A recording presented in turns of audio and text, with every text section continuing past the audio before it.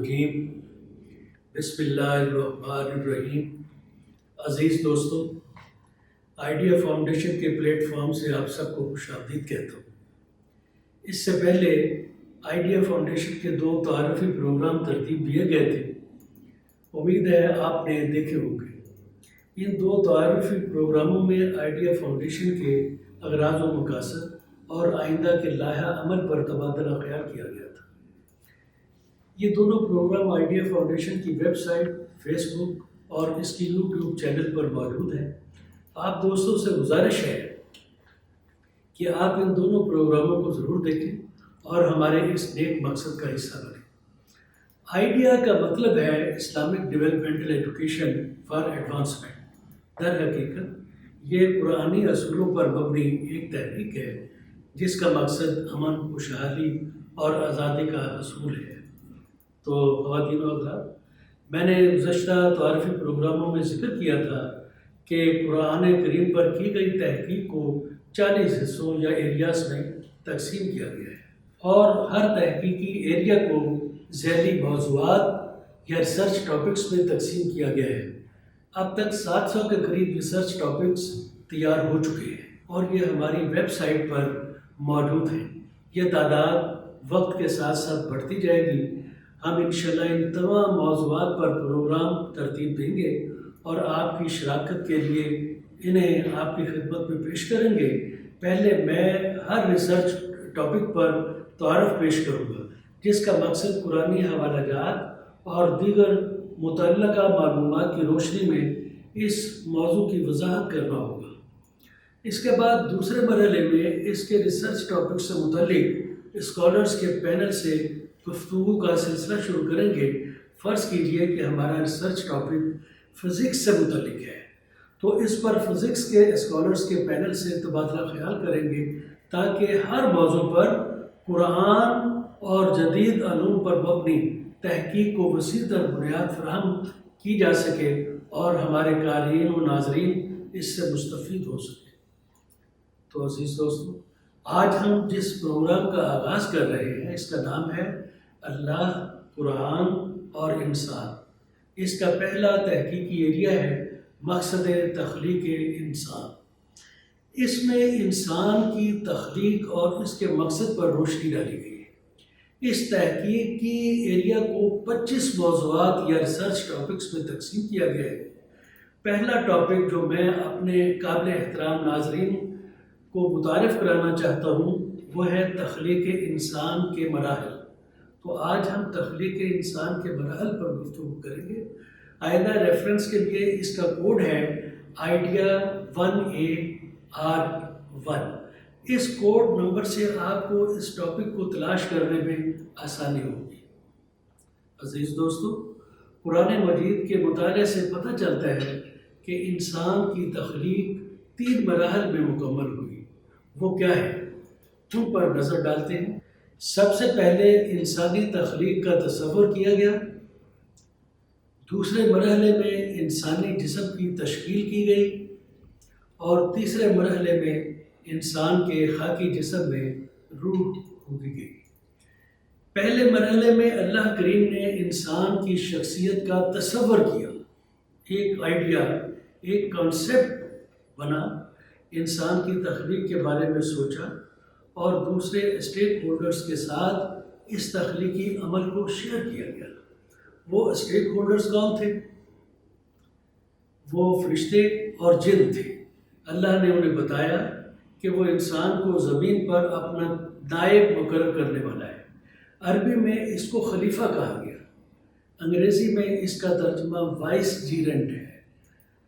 اللہ تعالیٰ نے اس کا ذکر سورہ بقرہ کی آیت 30 میں کچھ اس طرح کیا ہے، وَإِذْ قَالَ رَبُّكَ لِلْمَلَائِكَةِ إِنِّي جَاعِلٌ فِي الْأَرْضِ خلیفہ۔ ترجمہ ہے، اور جب تیرے رب نے فرشتوں سے کہا کہ میں زمین میں خلیفہ بنانے والا ہوں۔ سورہ الحجر کی آیت 28 اس عظیم واقعہ پر کچھ یوں روشنی ڈالتی ہے، وَإِذْ قَالَ رَبُّكَ لِلْمَلَائِكَةِ إِنِّي خَالِقٌ بَشَرًا مِّن صَلْصَالٍ مِّن حَمَإٍ مَّسْنُونٍ۔ اور جب تیرے پروردگار نے فرشتوں سے فرمایا کہ میں ایک انسان کو سڑی ہوئی کھنکھناتی مٹی سے پیدا کرنے والا ہوں، یہاں رکنا ہوگا اور سوچنا ہوگا۔ جب خداوند کریم نے انسان کے لیے مقام خلافت چنا تو اللہ کی چاہت کیا تھی؟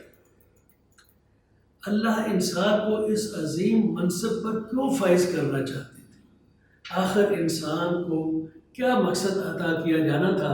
اس کی تفصیل ہم اگلے پروگرام میں بات کریں گے۔ اس مرحلہ کی وضاحت کے لیے ایک ٹیبل ہے، ذرا اس کو ملاحظہ فرمائیں۔ ان پر وہ آیات ہیں جو اس مرحلہ سے متعلق ہے، ان کو ہم نے اپنے ویب پیج پر بھی رکھ دیا ہے تاکہ آپ بعد میں جب چاہیں اس کا مطالعہ کر سکیں۔ عزیز دوستو، اس کے بعد انسان کو دوسرے مرحلہ میں خلق کیا گیا، اس کی جسمانی تخلیق کی گئی اور مٹی کا ایک پتلا بنایا گیا۔ اب اس انسان کو دیکھا جا سکتا تھا، ایک سٹرکچر میں، ایک خاص باڈی میں اس کو دیکھا جا سکتا تھا۔ فرشتوں اور جنوں نے اس پر اعتراضات بھی اٹھائے۔ اللہ نے انسان کو تخلیقی، شعوری اور استقرائی علوم سے آراستہ کیا جو اس منصب کا تقاضا تھا جو انسان کو دیا جانا تھا۔ سورہ بقرہ فرشتوں اور جنات کے تحفظات اور ان کو اللہ کا دیا ہوا جواب بیان کرتی ہے۔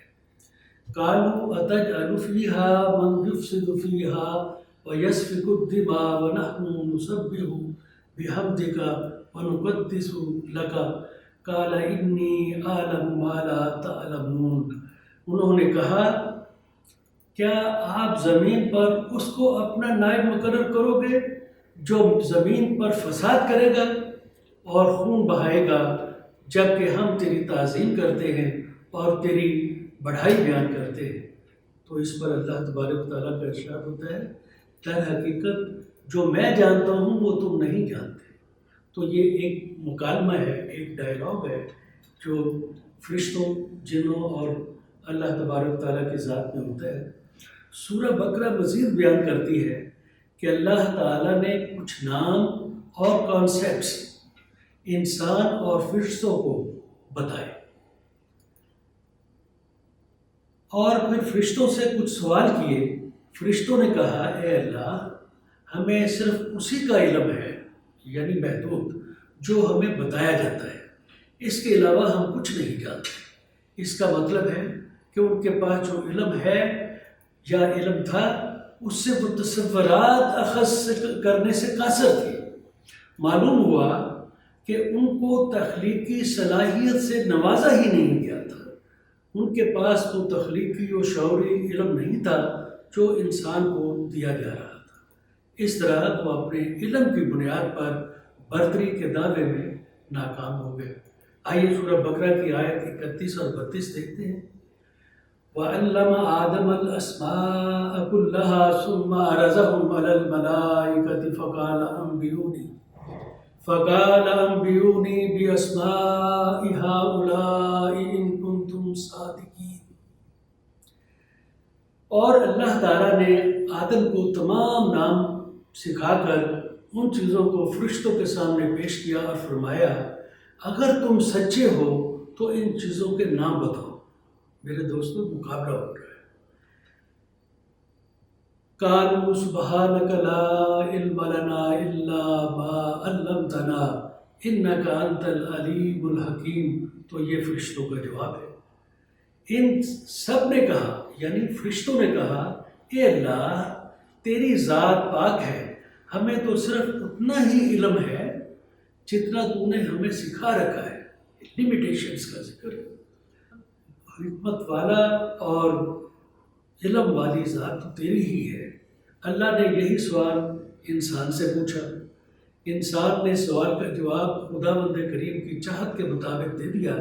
اللہ کریم نے اس پر انسان کی تعریف کی۔ آئیے سورہ بقرہ کی آیت 33 کا مطالعہ کرتے ہیں جو اس چیز سے متعلق ہے، ذرا غور فرمائیے۔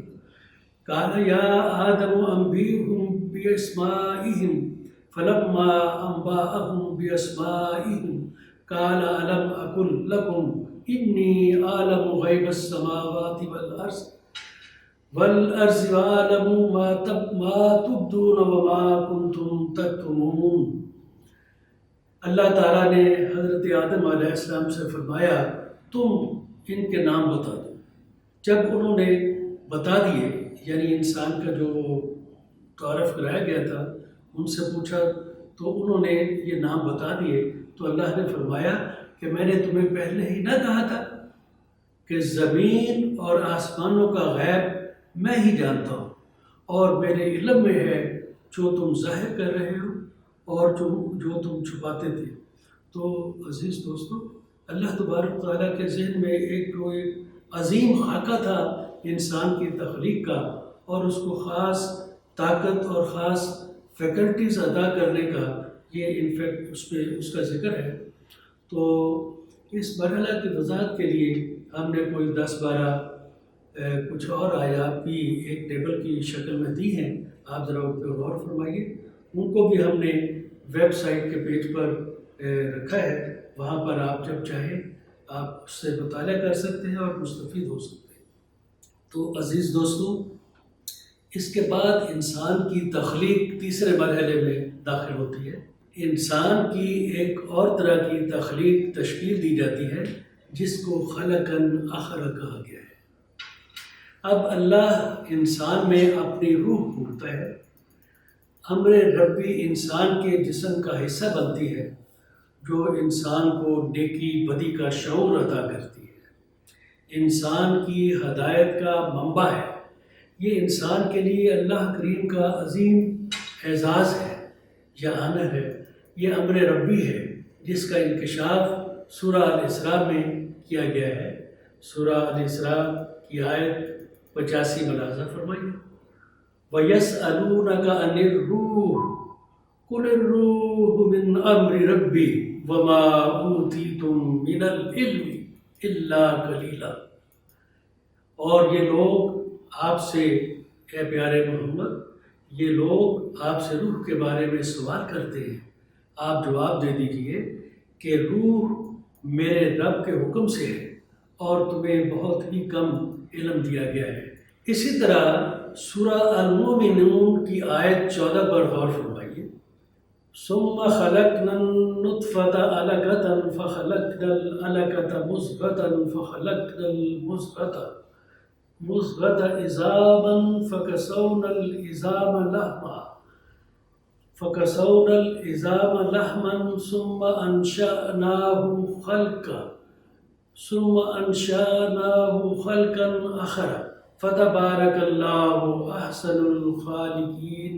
پھر نطفہ کو ہم نے جمع ہوا خون بنا دیا، پھر اس خون کے لوتھڑے کو گوشت کا ٹکڑا کر دیا، پھر گوشت کے ٹکڑے کو ہڈیاں عطا کی، پھر ہڈیوں کو ہم نے گوشت پہنا دیا، پھر دوسری بناوٹ میں اس کو پیدا کر دیا۔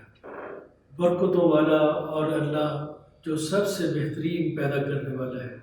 عزیز دوستو، اس آیت پر بہت آپ نے توجہ دینی ہے، یہ بھی ہماری ویب سائٹ پر آپ کو مل جائے گی۔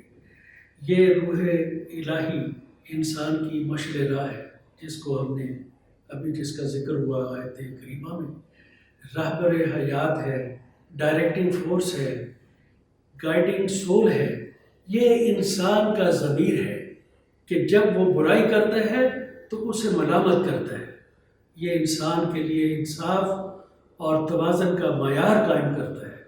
اس کے ساتھ انسان کو خود مختار ہستی کا شرف بخشا گیا ہے، عظمت انسانیت سے نوازا گیا ہے، اشرف المخلوقات کے منصب پر بٹھایا گیا ہے۔ کوئی اور مخلوق، یہ سب اعزازات انسان کے ہیں، کیا کوئی اور مخلوق جو اس مقام کے دعوے دار ہو سکتی ہے؟ یقیناً نہیں۔ تو عزیز دوستو، ہمارے نزدیک روح کی اہمیت اور بھی بڑھ جاتی ہے جب اللہ عز و جل نے ارشاد فرمایا کہ دنیا میں کیے گئے اچھے برے اعمال کا حساب دینا ہوگا اور انسان آخرت میں سزا و جزا کا پابند ہوگا۔ انسان کو آخر خود مختار ہستی بنانا تھا، اس سے اس کے اعمال کی جواب طلبی تو بنتی ہے نا۔ یوم حساب بھی تو ایک حقیقت ہے. ذرا غور فرمائیے، سورہ شمس کی آیت 7 سے 10 میں ارشاد فرمایا ہے وَنَفْسٍ وَمَا سَوَّاهَا، قسم ہے نفس کی اور اسے درست بنانے کی، فَأَلْهَمَهَا فُجُورَهَا وَتَقْوَاهَا، پھر سمجھ دی اس کو بدکاری کی اور بچ کر چلنے کی. قَدْ أَفْلَحَ مَنْ زَكَّاهَا، جس نے اسے پاک کیا وہ کامیاب ہوا. وَقَدْ خَابَ مَنْ دَسَّاهَا، اور جس نے اس کو خراب کر دیا، اسے مٹی میں ملا دیا، خاک میں ملا دیا، وہ اس کا مقدر ناکامی ہوگی. آئیے اس ٹیبل میں کچھ اور آیات دیکھتے ہیں جو انسانی تخلیق کے اس مرحلے کی وضاحت کرتی ہے. آپ اس کو ہماری ویب پیج پر بعد میں جب آپ کا دل چاہے دوبارہ بھی مطالعہ کر سکتے ہیں. عزیز دوستو، اب تک کی گئی گفتگو میں انسان کی تخلیق کے جن 3 مراحل کا ذکر کیا گیا ہے، ان مراحل کا خلاصہ ایک ٹیبل کی شکل میں تیار کیا گیا ہے جو کہ انسان کی تخلیق کے مقاصد کی بنیاد فراہم کرتا ہے. آئیے اس پر نظر ڈالتے ہیں. پہلے کالم میں تخلیقی مراحل ہے، دوسرے میں تخلیقی عوامل ہے کہ کیا نتیجہ کیا تھا. تو تخلیق کے پہلے مرحلے میں تخلیق انسان کا جب تصور پیش کیا گیا تو انسان کو زمین پر اللہ تبارک و تعالیٰ نے اپنا نائب مقرر کیا. انسانی جسم کی تشکیل جب دی گئی تو اس میں کیا یعنی اللہ تبارک و تعالیٰ نے انسان کے بارے میں سوچا اور کیا اس کی ڈیولپمنٹ ہوئی، اس کو نمبر 2 پر دیکھیے. فرشتوں نے اعتراض کیا مگر سر تسلیم خم کیا اور ان کی حیثیت محفوظ رہی. انہوں نے اپنا لاجک بیان کر دیا مگر اللہ تبارک و تعالیٰ کے ساتھ کوئی بحث مباحثہ یا کوئی ایروگینس یا ریوولٹ وغیرہ نہیں کی. نمبر 3، ابلیس کا اللہ کے احکامات کو ماننے سے انکار. وہ متکبر، منکر اور اللہ کا دشمن قرار پایا. فرق نوٹ فرمائیے. نمبر 4، برتری اللہ کی مرضی کو حاصل ہے. اللہ کی منشا کے خلاف کوئی حیثیت برتری کی ضامن نہیں ہے. ذرا یاد رکھیے، جنہوں نے کل اس کی اگلے پروگرام میں وضاحت ہوگی، جو انہوں نے کہا کہ ہم تو آگ کے بنے ہیں، ہم بڑے سپر میٹر کے بنے ہیں، تو یہ اس کا جواب ہے. تو اللہ تبارک و تعالیٰ فرماتے ہیں برتری اللہ کی مرضی کو حاصل ہے. اللہ کی منشا کے خلاف کوئی حیثیت برتری کی ضامن نہیں ہے. نمبر 5، اللہ نے انسان کو علم عطا فرمایا جس نے اس کو تمام مخلوقات میں برتر کر دیا.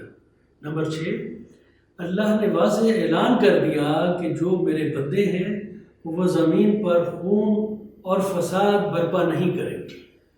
نمبر 7، روح خالص اللہ کا معاملہ ہے.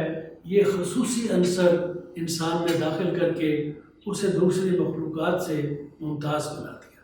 یہ روح کی جب روح پھونک دی گئی اور اللہ نے تخلیق کے تیسرے مرحلے میں یہ تمام چیزوں کا ذکر فرمایا.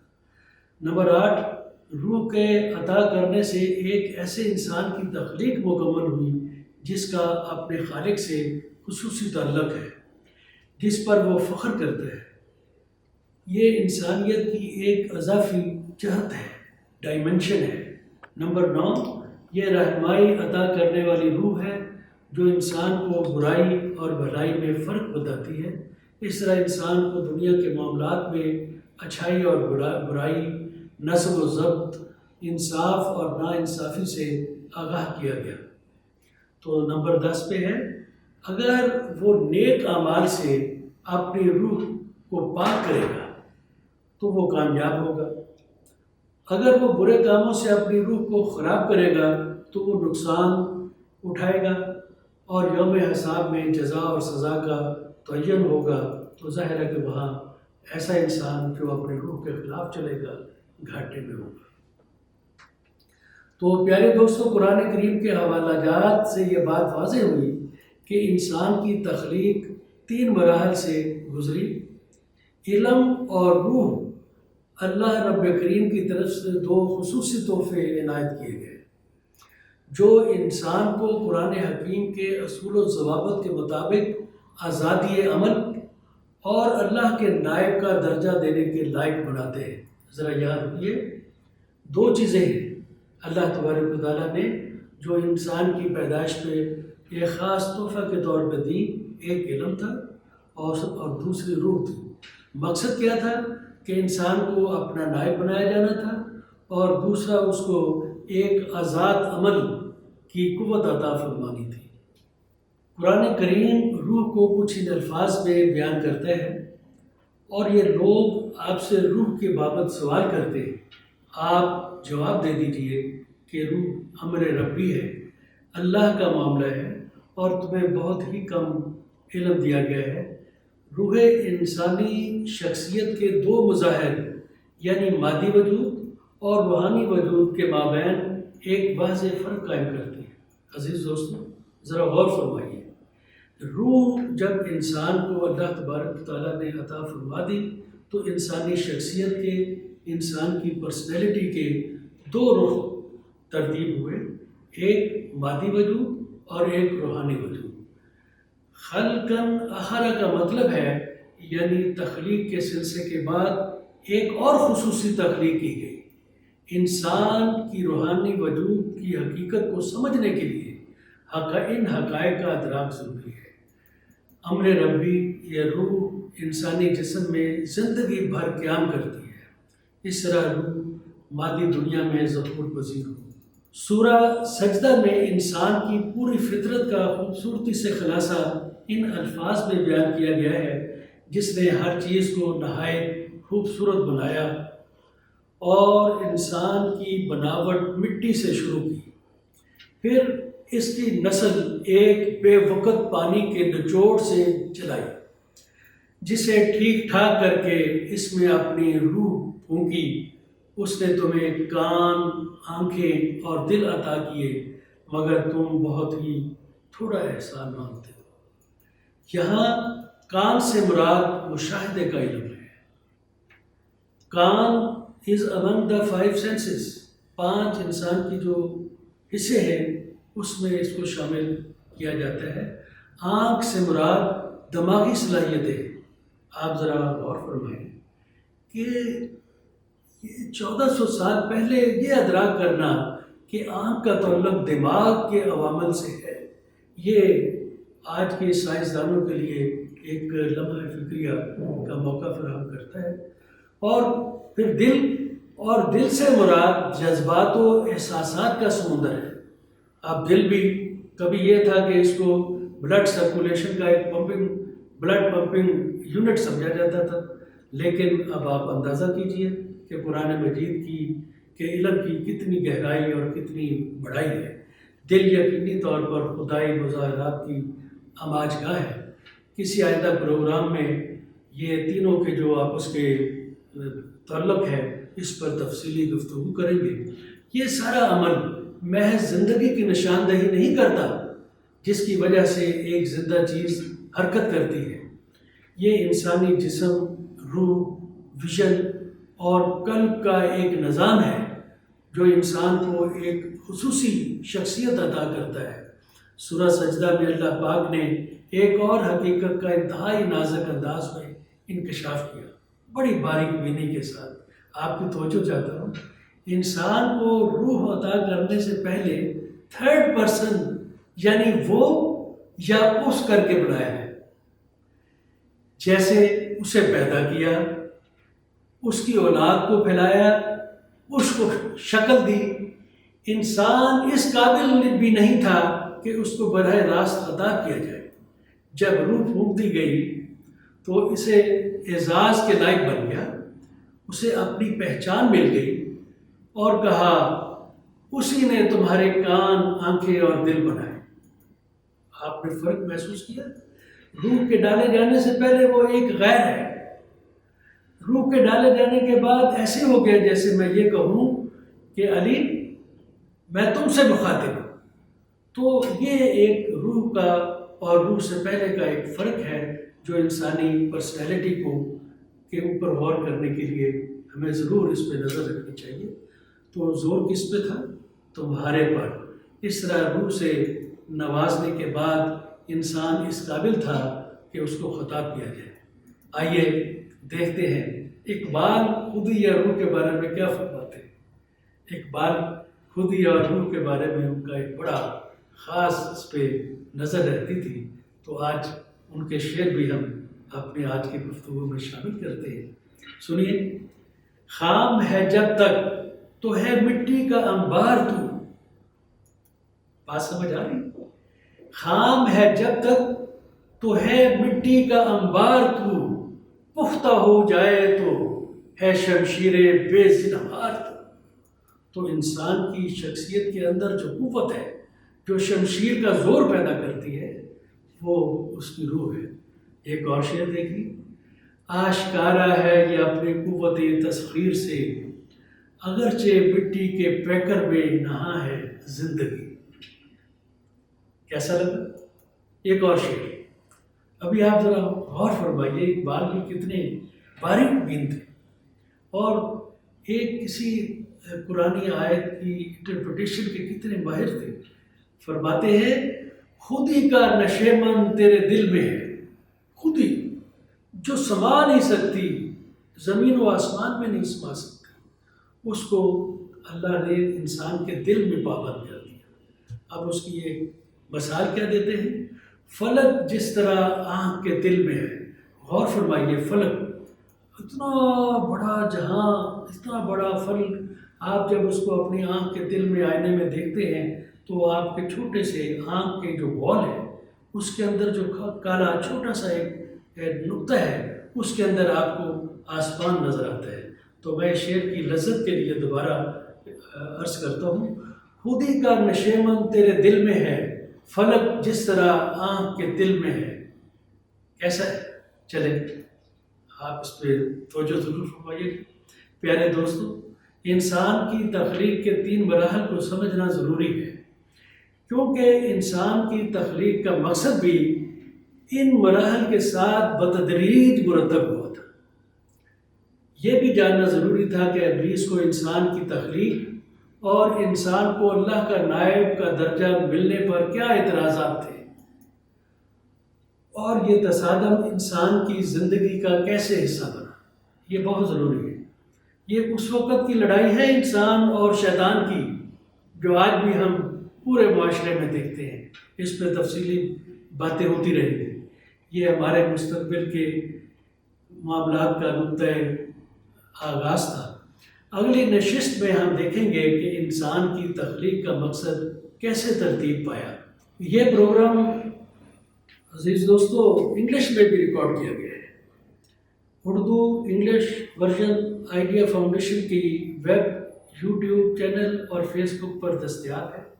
اس کے علاوہ اس کو تحریری شکل میں بھی آئیڈیا فاؤنڈیشن کی ویب پیج پر پڑھا جا سکتا ہے۔ ویب سائٹ پر تلاش کرنے میں آسانی کے لیے براہ کرم اس کا کوڈ آئیڈیا 1AR1 یاد رکھیں۔ آئیے اس دعا کے ساتھ آج کے پروگرام کا اختتام کرتے ہیں۔ ربنا آتنا فی الدنیا حسنۃ وفی الآخرۃ حسنۃ وقنا عذاب النار۔ ناظرین، آپ کے ٹائم دینے کا، ہمارے ساتھ شراکت کا، ہماری باتوں کو سننے کا بہت شکریہ۔ آپ ہمارے ویب سائٹ پہ، ہمارے فیس بک اور یوٹیوب چینل میں ہمارے ساتھ رہیے گا۔ آپ کی شراکت ہمارے لیے بہت بڑی طاقت ہے۔ آپ اگر ہمارے ساتھ رہیں گے تو انشاءاللہ تعالیٰ اللہ کا یہ عظیم پیغام ہم دنیا کے کونے کونے میں پہنچانے میں کامیاب ہو جائیں گے۔ شکریہ۔